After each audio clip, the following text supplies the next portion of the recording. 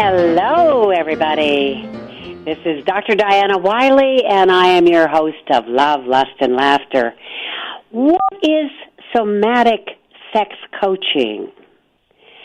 Well, this topic is rarely discussed or fully understood, so stay tuned because you're going to have a better understanding of it because the expert is Dr. Charlie Glickman. Welcome, Dr. Charlie. Hi, it's a pleasure to be back on the show again. Yes, you are back on the show. You were on the show the beginning of this year, and then a couple of years before that, you were on a couple of times. You are the author of The Ultimate Guide to Prostate Pleasure, Erotic Exploration for Men and Their Partners. And we've talked about that before, and no doubt will again. But for this program, we're going to talk about your sexological body work. And Charlie, I wish you would tell us the difference between sexological body work, sex therapy, and sex surrogacy. And I should say that all of this is available on one of your websites, MakeSexEasy.com. But let's give our listeners a preview.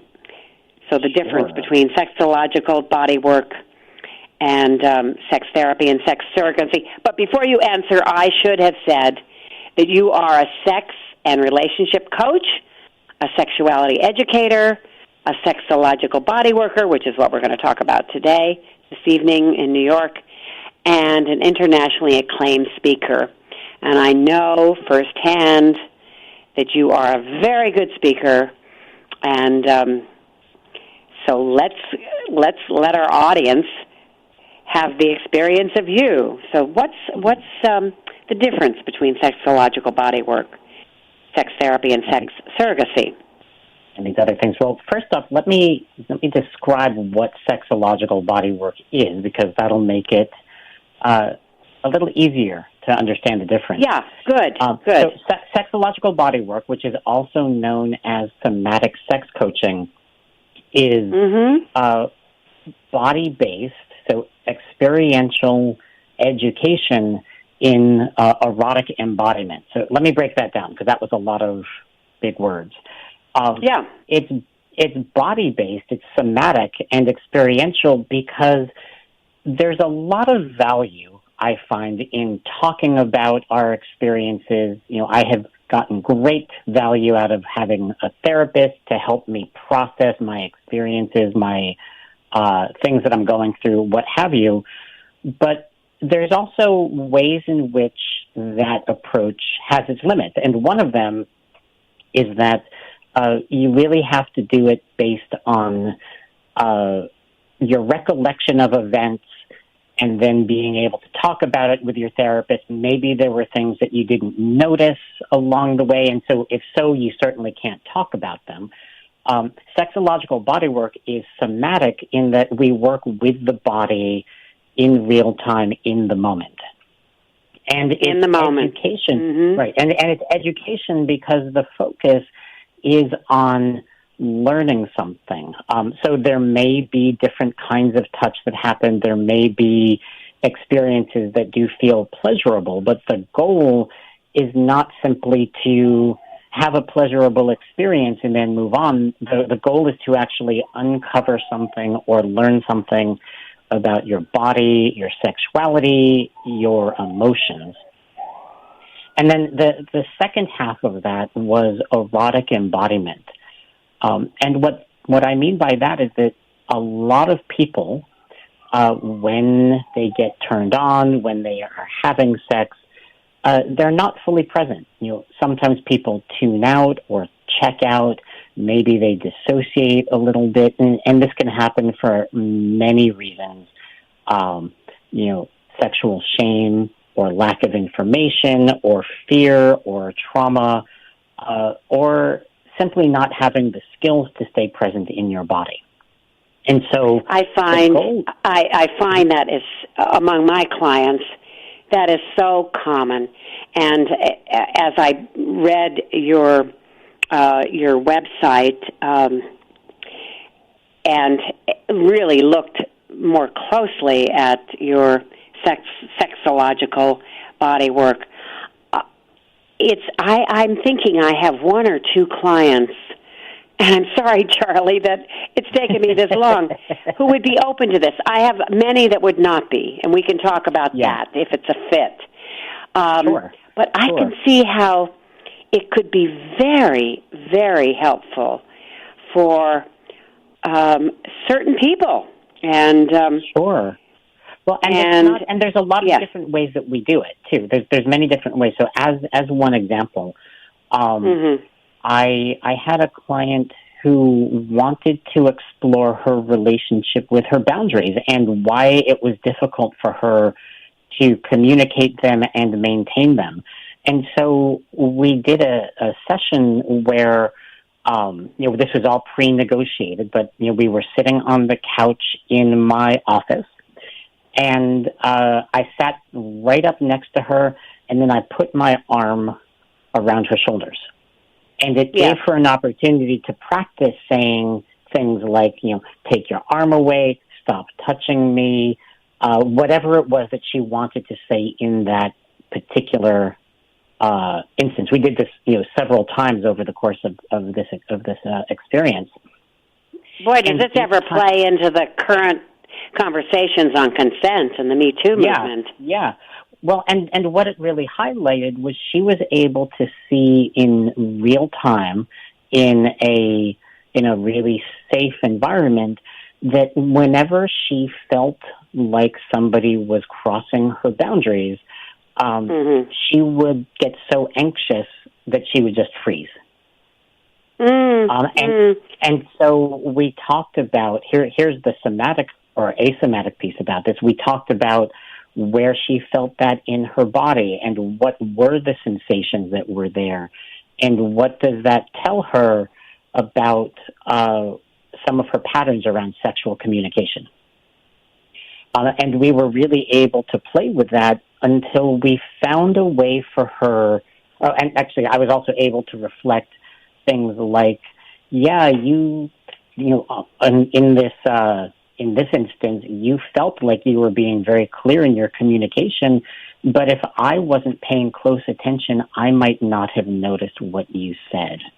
Or I bet that was able to say, it was huge. It was huge. Or I was able to say to her, wow, the way you said that could have felt very attacking to me.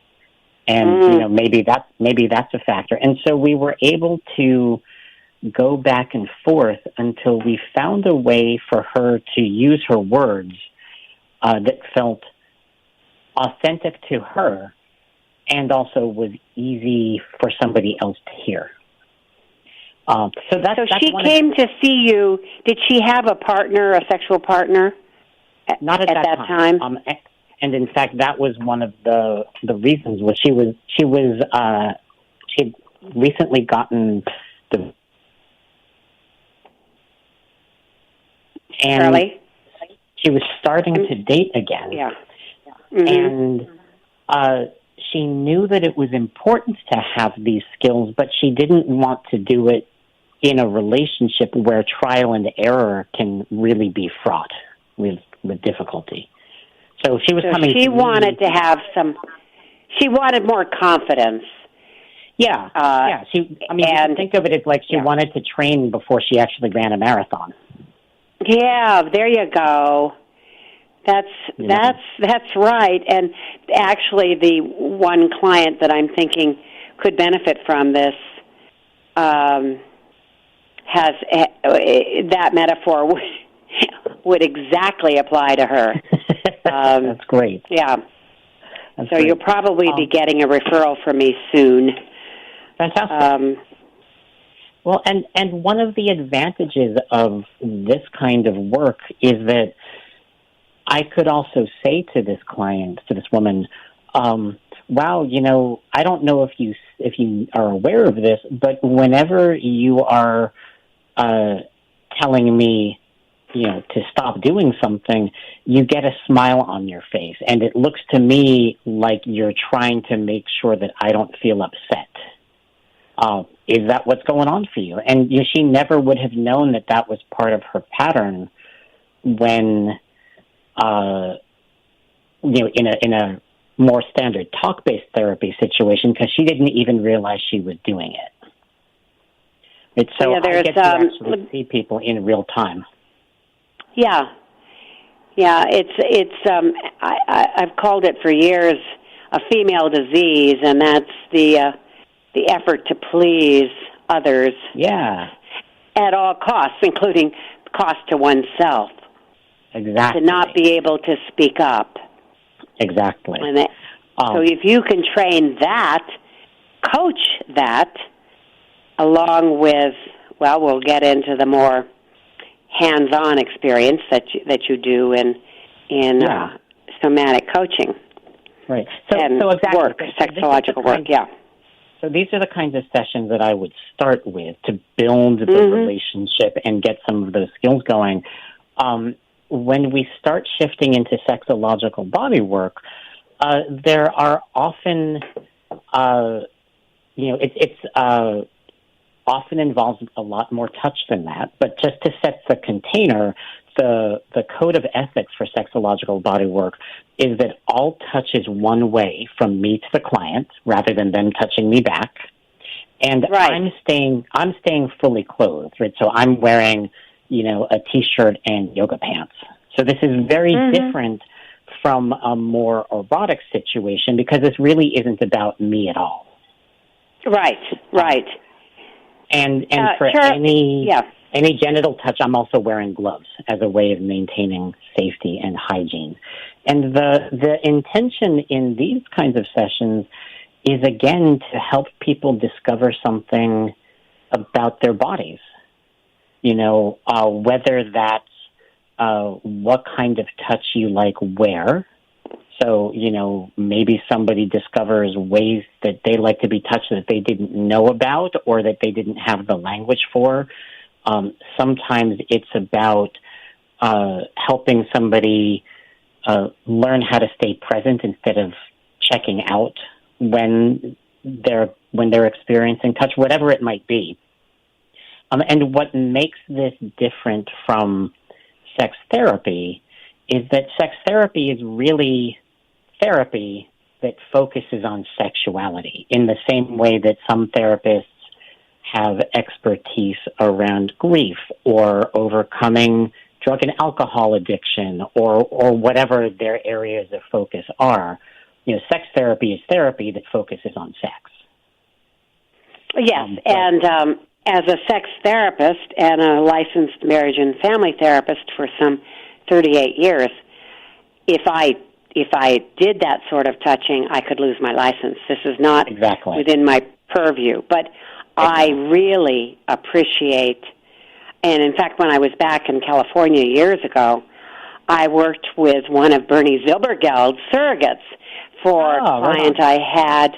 Yeah, a client I had who was a 30-year-old virgin and didn't want to be anymore, but he'd come out of a very religious family, and I value the hands-on therapy that can be provided by a surrogate or by a sexological body worker like yourself. I think yours is even more educational, your body work, and you are licensed. Talk a little bit about your credentials. Well, yeah, so sexological body work is an unlicensed profession. There is a certification, but the certification only exists in the state of California. Right. So it is unlicensed because we live in a very touch-phobic society for reasons both realistic and fear-based, and so. Yeah, so that is one thing that can make this a little challenging for some people to wrap their brains around. But I want to circle back to this question of surrogacy versus sexological body work. I have huge respect for surrogates. They do amazing work. But what they tend to focus on is more of the foundational pieces of touch and intimacy. And in fact, contrary to common misunderstanding, most surrogacy is not actually having sex with a client. You know, they're really focusing on presence and how to notice what kinds of touch you want to do. But it tends to be at a very foundational level. Like you're talking about this guy who was 30 years old from a very religious background, hadn't had any sexual experiences. How do we help him get some of those skills when you're needing something that's at that level? Sexological bodywork is more oriented for people who have those experiences and then they're wanting to take it a little bit further. So there's a difference in scope, I think, is the best way to say it. And let me say at this point, when I write this show up, so it'll be on my website, drdianawiley.com, and PRN's as well, Progressive Radio Network. But I think it's really important to be open to these experiences, and it can make such a difference. You have on your website, Making Sex Better, you have some common concerns, and these are exactly accurate to the concerns that so many of my clients have. Difficulty with orgasm, checking out during arousal. So hard, especially for women, I must say, who do this. They check out during arousal. They multitask. You know, their brains are designed with a bigger corpus callosum, the connecting tissue between the right and left hemispheres, so that if they're having sex with their partner and they have a baby and the baby cries, they can respond to the baby. But after the baby's grown up, they're still doing that. They're multitasking. They're not really present. No. And then Go ahead. I'm sorry. Right. And it's especially tricky. In addition to the neurological aspects of that, which you definitely seem to be real, there is also the sociocultural aspect to that, because women are taught and trained.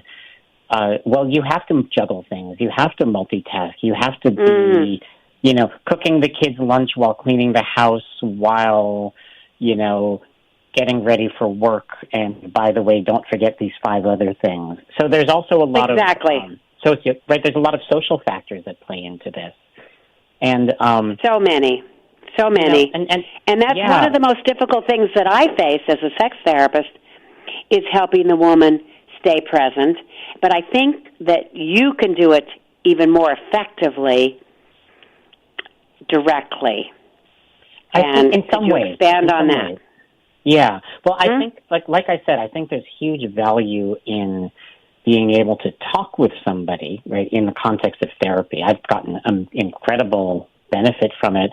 But what is tricky there is if a client says to you as a therapist, oh, well, I have difficulty staying present during sex. That's helpful, but you don't necessarily know what it is that makes them check out. Whereas I might be able to notice something like, when I touch you on your back, it seems to happen. Or when I touch you really firmly or really softly, it seems to happen.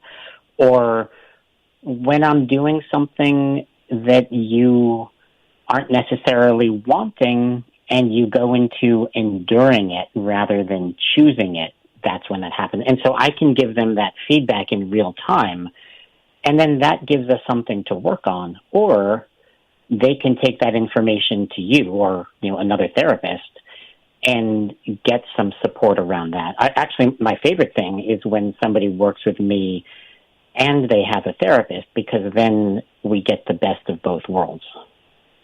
Yes, absolutely. That long ago, client and the surrogate through Dr. Bernie Zilbergeld. I referenced him before, but he was he's no longer with us. But he was a wonderful therapist and wrote male sexuality books that were really helpful for so many. Anyway, yeah, I think that working together can give a lot of information. And don't you think that a lot of trauma memories are stored in the body? So that's one reason it can be so helpful if you're touching your client. We'll talk about that a little bit more. Sure. Trauma stored in the body. Yeah, you're absolutely right. Trauma is definitely stored in the body, and that can, there are a lot of different theories about why that is or where that comes from. But wherever it comes from, there are experiences that people have, from the past where something in the present day can bring it back up to the surface. So maybe there's a way of being touched that reminds you of when somebody violated your boundaries, or maybe that's an easy way to think about triggers. But another way that it shows up is that when we go into a trauma reaction, the body goes into the fight, flight, freeze cycle. Mm-hmm. Yes. And especially if it's a shock trauma, which is like a big event, or if it's a series of smaller traumas that happen over time, like a developmental trauma, the body goes into a flinch reaction. Maybe somebody starts to curl up into a ball and makes themselves small. Maybe they look down or look away. There's that sort of flinch reaction that can happen. And in addition to that, those flinch reactions can definitely get wound up in the pelvic floor. Yes. Yes. I think we talked about this when we were talking about prostate play, but that how when a dog or a cat is scared and they tuck their tail under. Humans have the same response to stress. We just don't have a tail to make it visible. So yeah. Right. So for example, when somebody feels threatened, their pelvic floor might tighten up. If somebody if somebody has a history of trauma, their pelvic floor might tighten up so much that it can cause erection problems or vaginismus, which is painful penetration. Like even just a tiny, like a pinky finger, can cause pain with penetration. And I have lots of clients with that. I usually work with Dr. Serena McKenzie, a naturopath specializing in sexual medicine, on that. But I can see, because you on your website, you have on one of your websites, you have body work experiences and explore. Let's see, scar tissue remediation. You've got that. I've got somebody with that who had some surgery around scar tissue from having babies that was never worked out. And vaginismus, which has, and I've been working with those women for years, and a lot of times we think of it as an emotional trauma from the past that signals physiological closing. Like, I'm not going to let anything into my vagina because it's in the past it's caused me trouble. Yeah. So the vagina clenches up, and penetration is often not possible. It's a very real thing. It is, as you know. There's really these things happen in the body because they're happening in the nervous system. Right? Fundamentally, trauma is an injury to the nervous system, if we look at the physiology of it. And so it can show up anywhere in the body. But particularly, because of the shame in our culture around sex and the way that the pelvic floor tightens up around stress and trauma. And so this can have really significant impact on people's sex lives. And I've talked, and I know you have too, I've talked with a lot of people, mostly women, but not only women, who have had multiple experiences of, enduring painful sex because they feel like that's the only option there is. Nobody has told them that that's something that they might be able to address with, whether it's a physical therapist or a sexological body worker or a doctor, whatever it is. Or all three, because I think all three could be very helpful. Yeah. Yeah, they need to learn that they don't have to endure it. And my experience is if they have a partner, and they often do, often expressed in a long-suffering husband, that the man does not, he wants to bring his partner pleasure. He doesn't want to bring her pain. So sometimes the man experiences erectile dysfunction. Or, and rejection and all kinds of things. This is a big problem. Yeah. Well, and it is it's a tricky thing because you're right. A lot of men really do want to be able to be responsive and attuned lovers, but we also don't get much training in how to do that. Right. Good point. And a lot of guys, never learned how to talk about emotions, theirs or their partners. They don't have the tools that they need to do what they want to do. And that has its own challenges. So there's a lot of moving parts. And so you sometimes, I think you more work with individuals, but sometimes couples, tell me about that. Tell us about that. I work with individuals and couples. Sometimes, I've done sessions, for example, where a couple will come in and they're having challenges around touch because, stereotypically, and, in a male-female couple, although I've seen this show up in many couples of other sexual orientations and gender combinations, but stereotypically, maybe he's a little clumsy about how he touches because he doesn't have practice at it yet. And she doesn't have skill at asking for what she wants or setting boundaries. And so she goes into enduring and resenting.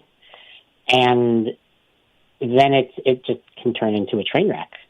Or another example is that he's doing something because he thinks it's what she wants.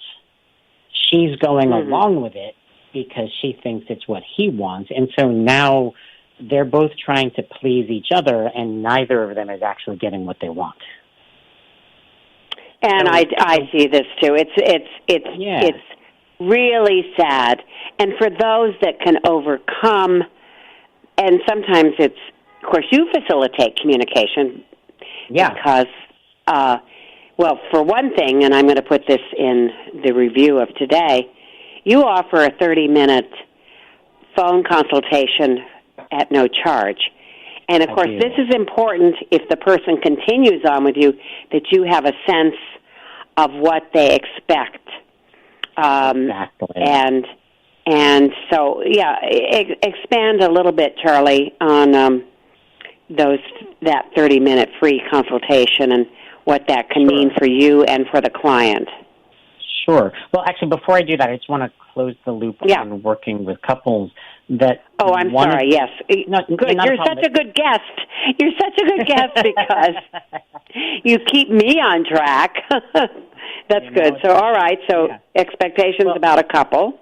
Yeah. Well, and so I might see, I've worked with couples in a variety of ways, including things like, so I'll demonstrate something like a technique or a way of touching on partner A, and then I'll coach partner B in trying to do the same thing.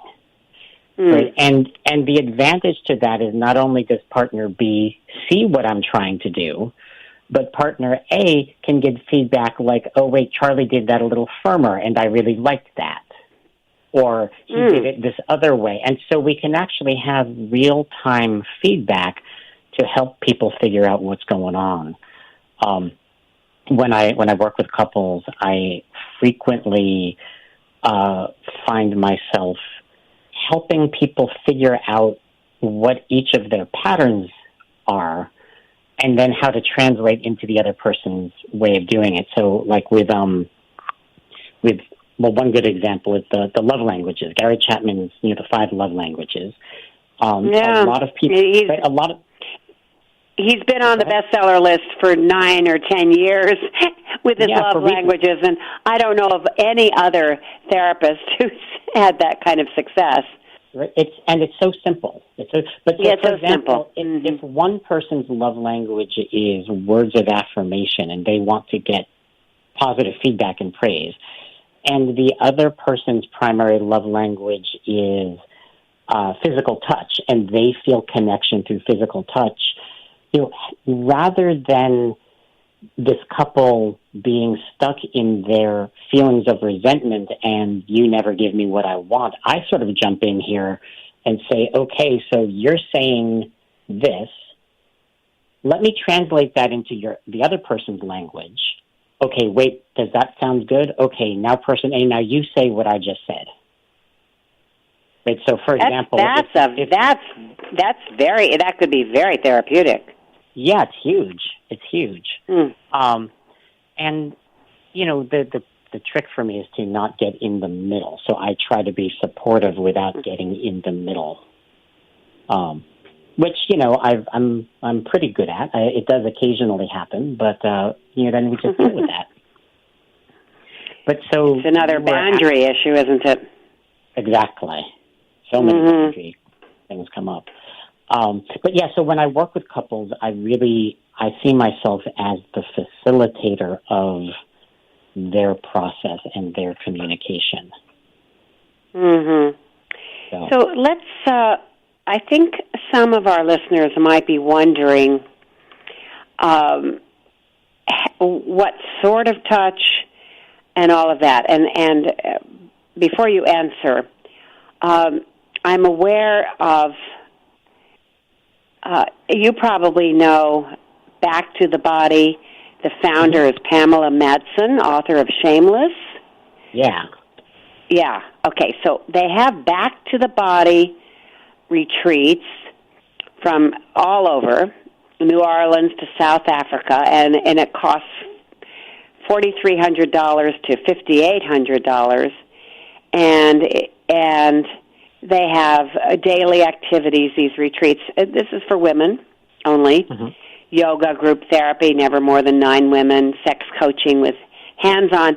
Now, they offer the women female or male sexological body workers. And the person, when I was reading about this, the body worker checked in first to figure out what the woman was looking to experience prior to getting on the table. And one woman said, oh, it's easier to be with a stranger who is only there to please me and has no expectations, and I'm sure you can relate to that. Yeah.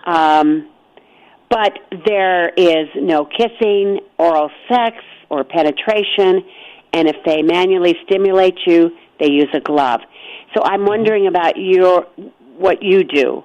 Is it similar? All the way down. That's the same all the way down. And in fact, that is the requirement for people who are providing sexological body work. That's the code of ethics that we all agree to, because that's a way of maintaining the focus on the client. It's not about me. It's not about my turn on. It's about what this person needs. Right. There's a real, and that's really important for people to understand, because this isn't about partner engagement. Right. It's not that partner engagement is important. It's also just potentially challenging in this kind of context. There are people who provide that as a healing modality, usually under the name sacred intimacy.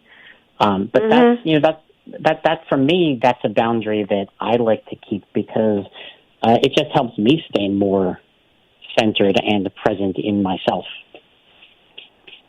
So, and actually, I just remembered you wanted me to circle back and talk about my intake process. Yes. Yeah. Please well, do. I always offer a free half-hour video call. I like video, and as an introduction, and I do that for a couple of different reasons. One is that this work is not necessarily the right match for everybody, and the easiest way to find out about that beforehand is just to be able to talk about, what is this person coming to me for? What would they like to do? And there have definitely been times when I've suggested a different modality that might work a little bit better. And that's especially important when people think that what they're facing is a sexual challenge, but it's really, for example, a challenge with trauma. I mean, I am trained in working with trauma, but there are people who specialize in it. And sometimes I will actually suggest that somebody work with one of those folks first. But I also do the intake call because I want people to know that they feel comfortable with me before we meet in person. I might not be the right fit. Maybe they need somebody who's a different gender, or they need somebody with a different perspective, or they need somebody who has shared experiences with them. Like maybe they want to work with someone from the same cultural background, whatever it is. And so by doing those get acquainted calls, it's a way of us both making sure that we're the right fit. That's so important. And I say half an hour, but it is frequently a little bit longer than that, especially when it's a couple, just because there's so many moving parts. But this work is unique. It's not the right thing for all people or all situations, and I think I would rather give 30 or 45 minutes of my time and make sure that I'm the right match than have someone come meet me in person and feel disappointed by that. Well, I think that's a very ethical thing to do, Charlie. Well, thank you. I do also, I think some of it, too, is that as a man doing this work, for very good reasons, people need a little bit more support before they decide whether they want to take a chance on me. There's good reasons for people to have some skepticism about working with a man sometimes, and so this just makes it easier for everybody. Absolutely. There's a parallel in the way you work to the way I work, in that a lot of my new clients, and I'm accepting very few of them these days just because of my schedule being full, but if I do accept them, they find me usually through my website or a referral from a doctor, and I always insist on at least a 10-minute, 15-minute phone conversation first.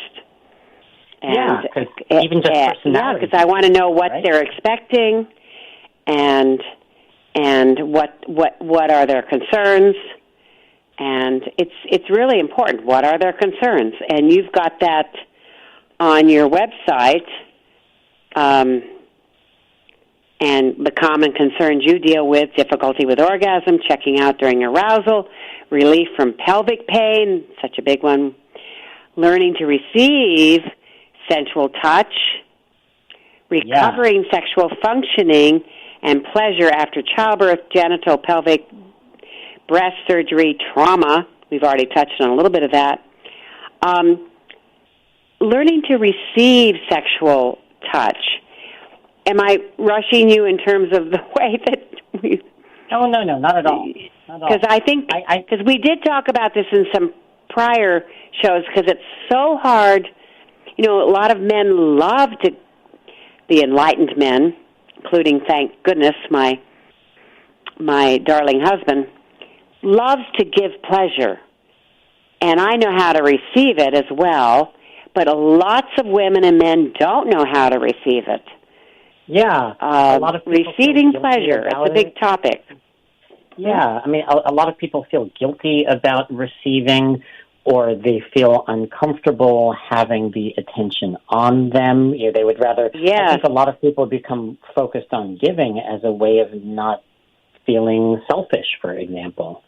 But you know, one of my teachers said something really powerful, which is that being a skilled lover means finding the balance between being selfish and selfless.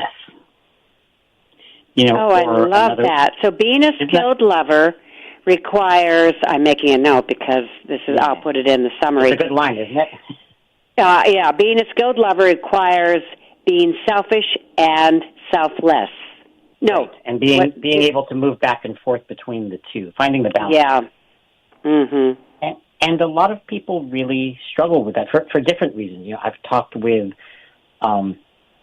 people who struggle with it because they don't feel like they deserve it, and people who feel like, you know, if the attention is all on them, then, you know, they feel pressured by that, or people who simply, you know, if they are receiving pleasure, suddenly they feel really uncomfortable, maybe because it is triggering for them, or it reminds them of unwanted attention that they have. You know, lots of different reasons here.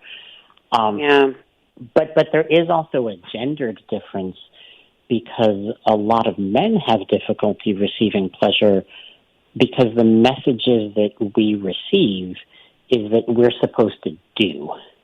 You know, we talk about things in terms of, you know, men in heterosexual context, right? Men give women orgasms, women give men blowjobs. Yeah, and that's so limiting.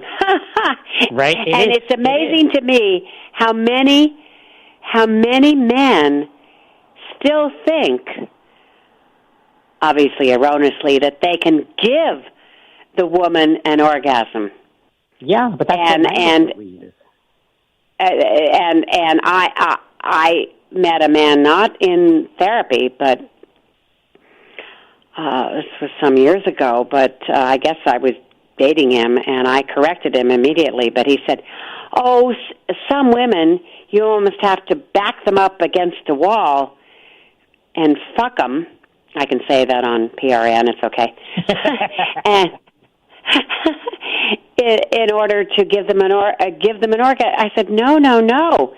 The man facilitates the orgasm, and it's the woman's responsibility to stay present and to know her body, and for the man to be skilled in knowing her body, whether it's her clitoris, whether it's intercourse where he's giving her G-spot some stimulation, or perhaps her cervix. But he facilitates it. He doesn't give it to her, and it's her responsibility to be responsive. Exactly. I mean, and it's funny, to be present. It's the one area where we use this kind of language, and it's so tricky, and it's sneaky. It's sneaky, and you know, it brings up, this is where performance anxiety comes in, and I really dislike the term performance anxiety, because if we're performing, then we are not being authentic. Performing anxiety, yeah. Performing anxiety. So that would be the guy with premature ejaculation and erectile dysfunction. Right, and even those terms, and you know I don't have a better language to use for it, but you know what. You know, premature ejaculation means I came earlier than I wanted to, but we don't have a good definition of what premature means. That's right. And I've certainly talked to people, you know, of all genders, who say that, yeah, like my boyfriend, he just keeps pounding me during sex for like 40 minutes. I was done 10 minutes in, you know, how can I get him to stop doing that? Uh-huh. You know, so a lot of what I do, you know, when it comes to teaching people how to receive pleasure, you know, part of how I navigate that is by helping them understand that the better you are at receiving pleasure, the better you are at giving it, because you know what it is that your partner is experiencing. That's really important, Dr. Charlie. Yeah. Yeah, it is. The better at receiving pleasure, the better you are at receiving pleasure, the better you are at giving it. The better you are at giving it. Yeah. Yeah. And just to be I'm clear, making notes as we go, so but that's so true. And just to be clear with folks, that doesn't mean that you have to receive in the same way. I'm not saying that you have to receive in the way that you want to give, although for a lot of people that works really well. But, for example, a lot of people, especially a lot of men, get so uncomfortable if they're on the massage table and just receiving a back massage, you know, from their partner, and they feel guilty about it or they feel shame about it. You know, and so I do think. What's been your experience, Charlie? What's been your experience with men who have that sort of guilt about? I mean, is it all tied in with receiving pleasure, even as something as simple as a back massage on the table? You know, it really depends a lot on their specific history and their circumstances. Right. I was working with a heterosexual couple around this because she really wanted to be able to give him a pleasurable touch, and every time she started to, you know, he would start to get anxious, and then he would turn it around and he would move into doing, because it was his way of managing his anxiety. And so we did an exercise in my office where, you know, she was massaging his arm. You know, we set a timer for 5 minutes, a fairly short span of time. And his job was simply to let her touch his arm and stay as present as possible and sort of narrate to us what it was he was feeling emotionally. And, you know, it started off with, I'm feeling really relaxed, I'm enjoying our connection time. And then it started to shift into anxiety.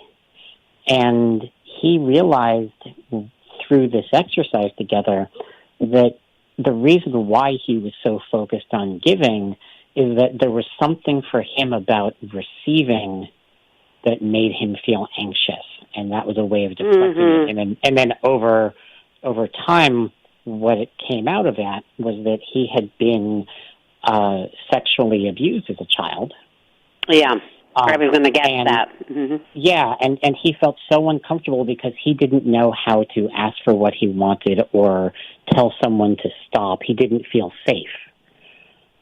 And so once he realized that's what it was, that became the opening for him to do some really significant healing work around that. And he definitely got to the place where he was able to receive touch without being so scared anymore.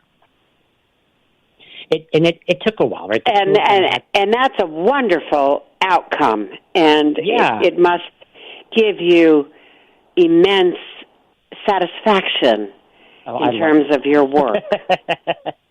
I love it. I love knowing that there are people out there having better sex, more attuned relationships because of the work that I do and that you do. And, you know, it's such a groundbreaking thing.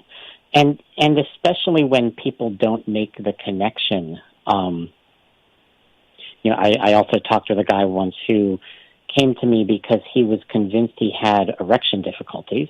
And he was like, just tell me about Viagra. Tell me what I need to do. But when I started asking him about it, it turned out that he had lost his job.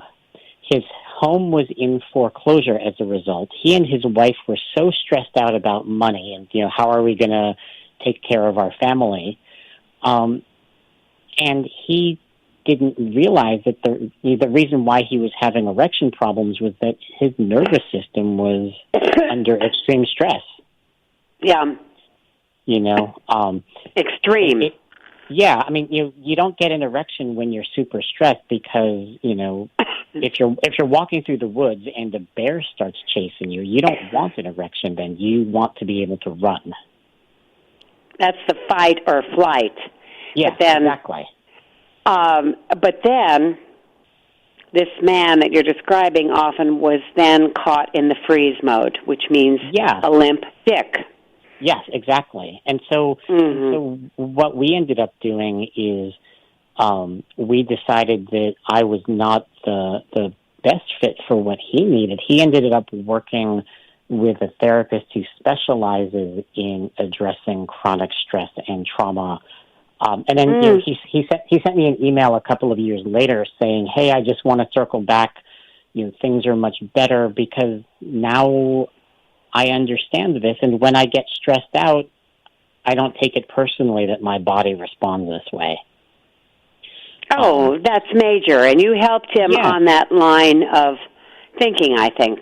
Yeah, I believe I helped him see it, and then he worked with somebody who specializes in, you know, and it was tied into childhood stress and the way that his parents role modeled dealing with difficult situations. You know, but the two of them really they didn't have a sexual problem. They had a stress problem. Yes. You know. And many people do. Yeah, especially in this have a stress problem. We're all stressed out right now. Lots of people are. Yeah. It's a lot going on. So, what? I'm sorry. Say that last part again. Oh, I said there's a lot going on for folks. Yeah, lots. And and you write in the main website, I guess it's the main one, makesexeasy.com, but also charlieklickman.com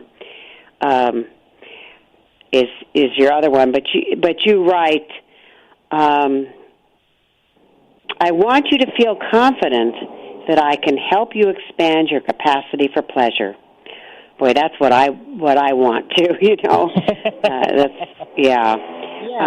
Well, and like I said, that's why I do the intro calls, because I'm not always the right fit, but I'm always happy to suggest one of my colleagues because you know, different people have different needs. There's another sexological body worker here in Seattle, Katie Spataro. She's also a full spectrum doula. And so I can definitely help folks, you know, whose bodies are recovering from labor and delivery. But, you know, if somebody really needs expertise, I send them to Katie. Right? So yeah, that's good. Yeah, everyone's got their area of expertise. So we you know, it's important to be able to find the right person for this kind of work. Yeah, finding the right fit is so important. So I think, and people can go on your website, makesexeasy.com, and they can read more about your sexological body work. And I read to you Back to the Body. They held in various locations, 4,300 to 5,800. This is an investment. You cost a lot less than that. It's true. and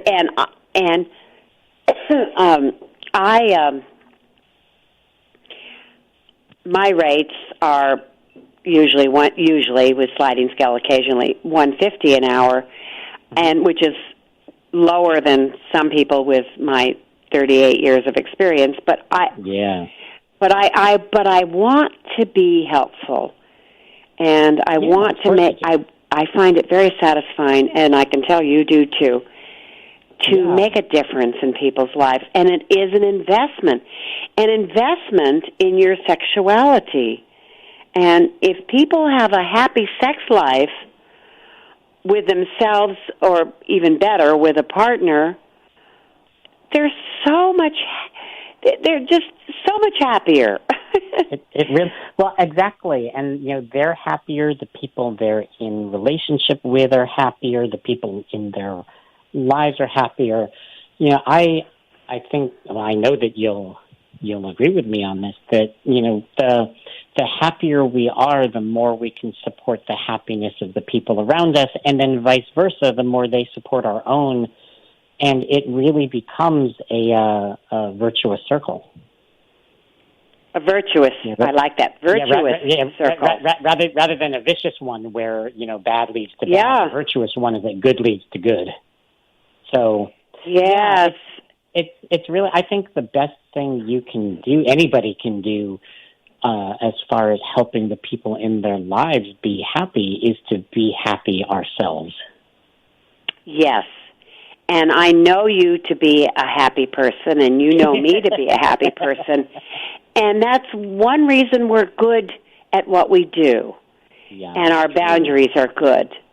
It's true. And healthy. It's tough. It's really tough work to do if you're not happy yourself. Absolutely. I couldn't agree more. And so we're the show always ends a couple minutes before the top of the hour. I wanted to let the listeners know that Dr. Charlie Glickman will be back the 23rd of July for a part 2. He has so many areas that he can discuss with great expertise, so we'll probably move beyond the sexological body work. Yeah, we'll find something else to talk about. We never. Oh, we can do that easily. So fantastic. I'm so grateful for your expertise and your intelligence and your EQ and your experience with all of this. Thank Charlie. you. It's really, really impressive, and you are an international speaker too. You go around talking about this, and I appreciate that you came on this program again to talk about this. It is always a pleasure to get to spend some time together. Thank you again, Dr. Charlie. That's the music. Bye-bye, everybody. Thank you. Con che libro affascini il tuo cuore e se ti perderai nel labirinto di un amaro autore, ma i tuoi piedi tap tap tap tap, ma i tuoi piedi tap tap tap tap, happy feet, happy feet.